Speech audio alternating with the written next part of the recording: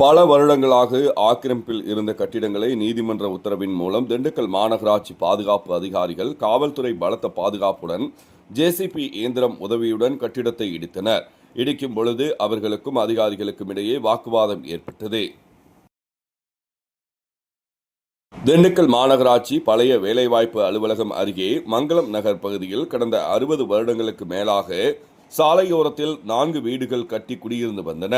இந்நிலையில் சாலை விரிவாக்கத்தின் போது 4 வீடுகளும் ஆக்கிரமிப்பில் உள்ளதாக மாநகராட்சி அதிகாரிகளிடம் தெரிவித்த நிலையில் கடந்த 10 வருடங்களாக நீதிமன்றத்தில் வழக்கு நிலுவையில் வந்த நிலையில் நீதிமன்றம் திண்டுக்கல் மாநகராட்சிக்கு ஆக்கிரமிப்பு உள்ள வீடுகளை உடனடியாக அகற்ற வேண்டும் என உத்தரவிட்ட நிலையில் திண்டுக்கல் மாநகராட்சி அதிகாரிகள் மற்றும் திண்டுக்கல் நகர காவல்துறை துணை கண்காணிப்பாளர் தலைமையில் 100க்கும் மேற்பட்ட காவல்துறையினர், 50க்கும் மேற்பட்ட மாநகராட்சி அதிகாரிகள் மற்றும் தீயணைப்பு துறையினர் என அனைத்து அதிகாரிகளும் வந்து வீடுகளில் இருந்த பொருட்களை வெளியே எடுக்கும்படி கூறிய நிலையில் மாநகராட்சி அதிகாரிகளுக்கும் வீட்டில் குடியிருந்த அவர்களுக்கும் இடையே வாக்குவாதம் ஏற்பட்டது.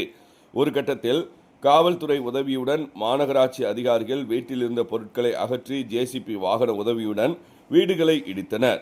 வீடுகள் இடிக்கும் பொழுது இப்பகுதியில் பரபரப்பாக சூழ்நிலை ஏற்பட்டது.